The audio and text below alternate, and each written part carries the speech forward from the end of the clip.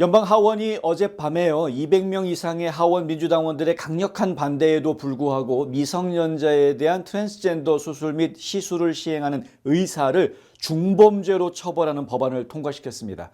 이 법안은 순수성 보호법, Protect Children's Innocence Act라고 이름이 붙여져 있는데요. 찬성이 216, 반대가 211표로 통과가 됐습니다. 이 207명의 하원 민주당원 그리고 4명의 여기 보면 반대표 던진 공화당원이 4명이나 나왔습니다. 207명의 민주당원들 해서 총 211명의 반대표가 나왔고요. 찬성은 213명의 공화당원들이 찬성표를 던졌고 민주당에서도 3명이 찬성표를 함께 던지는 모습을 보여줍니다. 데일리 시그널에 따르면 민주당과 함께 투표한 공화당 의원 4명, 이 배반자들 누구냐? 마이크 롤러, 뉴욕주의 하원 의원이고요. 펜실베니아주에 있는 브라이언 피츠패트릭은 걸핏하면 이렇게 삐딱선 탑니다. 유타주의 마이크 케네디, 그리고 콜로라도주의 게이브 에반스는 동네 자체가 좀 파란 동네니까 제가 이해해 줄 수도 있겠지만 어쨌든 공화당 쪽의 의원들이 이렇게 좀 미성년자들 성전환 수술하는 거 이런 거 못하게 막자라는 연방법을 추진하는 것인데 거기에 반대표를 던지는 모습이 보여졌습니다. 반면에 민주당에서 3명, 노스캐롤라이나주의 돈 데이비스하고요, 텍사스주의 빈센테 곤잘레스, 그리고 또 한 명 텍사스주의 헨리 쿠엘라. 이 헨리 쿠엘라도 그렇고 빈센트 곤잘레스 같은 경우도 그렇고 그 텃밭이 지역구 자체가 약간 빨간색이다 보니까 보수적인 성향을 자꾸 띠는데 본인은 민주당에 속해 있긴 합니다. 어쨌든 그렇습니다. 이번에 이 사람들은 지금 이제 미성년자에 대해서 성전환 수술을 해주는 의사들은 중범죄로 다뤄야 된다라는 법에 찬성표를 던진 겁니다. 민주당임에도 불구하고 비겁하게 기권표 던진 사람들도 있었습니다. 자, 이 법안은 조지아주의 강경 공화당 의원이죠. 마조리 테일러 그린 의원이 발의한 법안이고요. 아마 본인의 하원 생활 중에서 마지막 본인이 만든 법에 대한 표결이었던 것으로 이렇게 알려져 있습니다. 다음 달 초에 1월 초에 은퇴하겠다라고 이미 밝혀져 있는 상황이고요. 오늘 약혼했다라는 또 이야기까지 나왔습니다.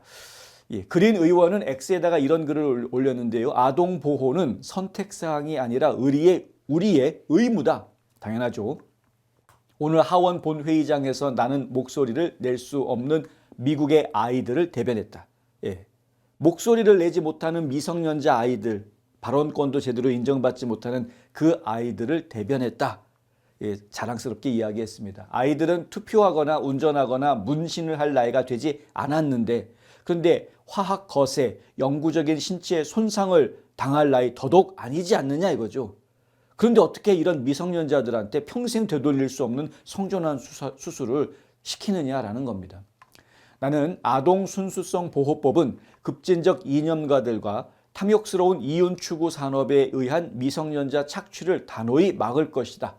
내 법안은 미성년자에 대한 소위 성별 확인 치료를 범죄화하고 가해자에게 책임을 묻는 동시에 미국 국민이 투표로 선택한 바를 정확히 반영한다. 이는 상식이다. 선과 악의 대결인 셈이다. 이렇게 이야기했습니다. 이 법안은 화학적 거세 및 신체적 생식기 절단 행위의 정의를 확대해서 다양한 트랜스젠더 관련 시술을 포함시킴으로써 미성년자에 대한 트랜스젠더 수술 및 시술을 중범죄로 규정하고 있습니다. 위반할 경우에는 최대 10년의 연방교도소 징역형을 선고받을 수 있습니다. 특정 질환 및 응급 의료 상황은 예외로 인정될 수 있습니다만 정신건강 관련 문제는 예외 대상이 아니라고 합니다. 어찌됐든 이 법안은 또한 성정체성 확인 치료나 이를 보장하는 건강보험 플랜 지원에 연방 자금이 사용되는 것도 금지하고 있습니다.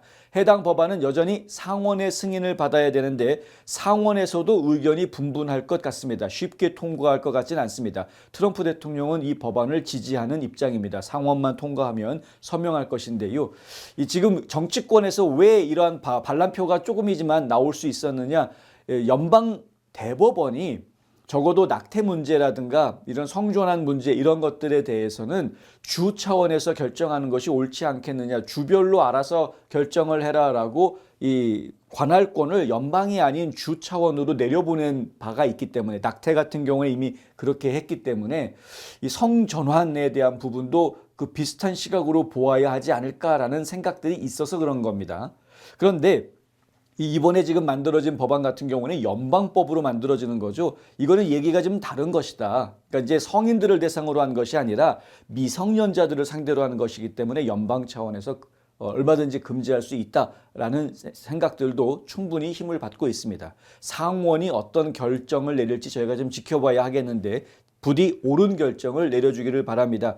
미성년자는 사회생활에서 제한되는 것들이 많이 있습니다. 왜 그렇게 했겠습니까? 다 이유가 있는 것이죠.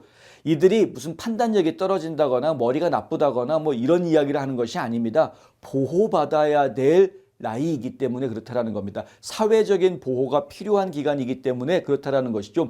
인간이라는 존재에 대해서 다시 한번 우리가 생각해 볼 필요가 있다는 거죠.